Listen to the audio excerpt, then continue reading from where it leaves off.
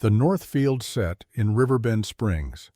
When Grandpa Walter handed me the farm, he had one piece of advice. Don't plow the north field.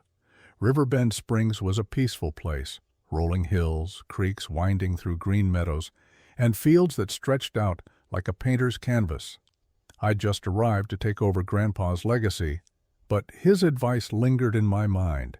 He didn't explain why, just repeated those 6 words whenever I asked about it. Don't plow the north field.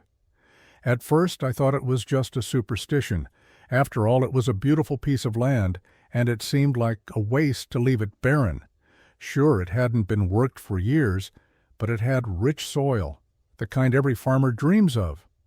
The field was thick with overgrown grass, knee-high in places with wildflowers poking up here and there. It looked like it had been left untouched for decades, like nature had slowly reclaimed it. Still, there was something about it that made me feel it could be revived with a little work. I started getting to work on the rest of the farm, picking up a few contracts to get some cash flowing. With a new Fendt tractor and a used combine, I figured I was on track to make this place thrive. But the north field still called to me. It was hard to ignore, especially with the season starting to shift toward planting. One crisp morning, I hooked up the plow and decided to take a crack at it. I figured there was nothing to lose, and maybe Grandpa was just being overprotective. As the plow cut into the soil, something didn't feel right. The earth turned a little too easily, as if it hadn't been disturbed in years, but that wasn't the strange part. No, the weird part came after I hit a small patch near the center of the field, the soil. It wasn't the same. It was almost like it was sticky. The plow didn't slide through as it should have, and I had to apply extra pressure to get it moving. I tried to shake it off, telling myself it was just an odd patch of ground. But the more I worked, the more I realized the soil was actually starting to clump together, strangely, almost like it was absorbing moisture out of thin air. My tractor started to overheat, too, for no reason. The cooling system was fine, but it kept running hot. I checked the hydraulics, the engine, everything. Nothing was wrong, but the tractor struggled with each pass. I decided to call it a day and leave the rest for tomorrow. But when I came back the next morning, something was off. The soil. It was like I had never been there. The clumps I had created the day before were gone, and in their place there was fresh grass.